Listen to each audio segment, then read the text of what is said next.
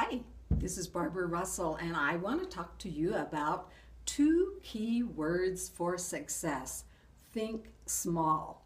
Now, I can hear some of you already saying, wait a minute, I thought we were supposed to have big thoughts and dreams and visions. We're supposed to enlarge ourselves. And you know, that is true, because really, we need to dream big, but think small. Let me tell you why that is so important, to think small.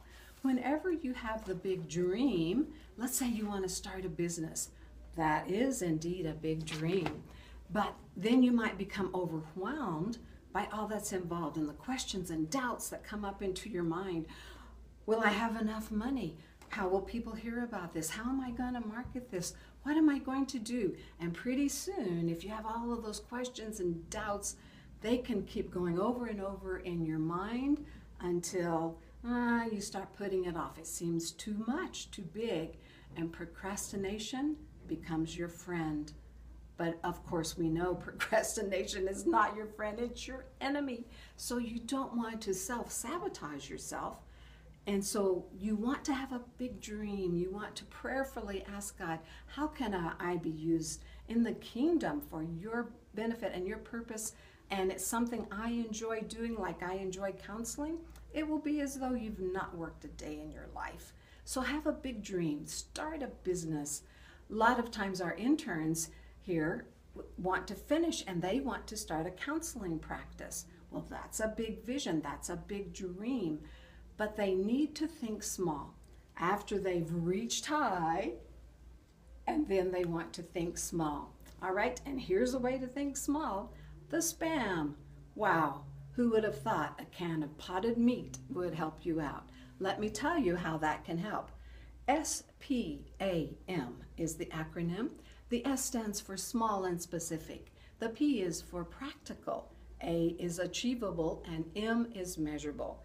Let me give you an example of how that would work if you wanted to start your own business. Let's take that intern who wants to start a counseling practice. So small and specific goals, I recommend that you set those for something that you can accomplish daily or this week or pretty soon. You don't want to set it off too far in the future. So small and specific, this intern might call an established counselor. All right, that's their small and specific. They're going to do that this week. The P, standing for practical, includes the journalism questions. You know those.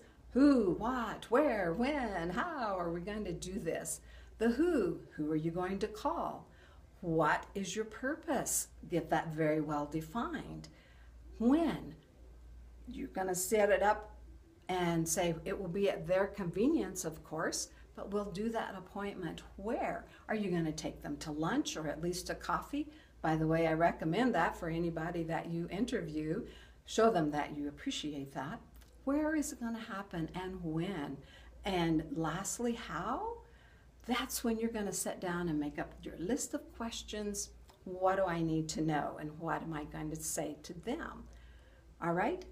P leads to A, achievable. Achievable simply means, is this realistic, knowing yourself the way that you do? You know how you are.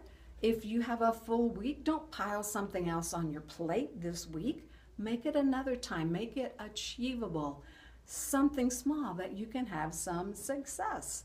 And lastly, the M. Make sure that it's measurable. You know, when you are dreaming and thinking big, that's all in your head, in your prayers, and it isn't very measurable. But when you use SPAM to start working your goals, you want to make sure they're measurable so that at the end of this week, that counselor looks back and says, yes, I set that appointment up. We haven't met yet, but I've rescheduled it for whatever date, because you see, measuring is all about measuring progress. It's not success or failure. That's another way that people can self-sabotage.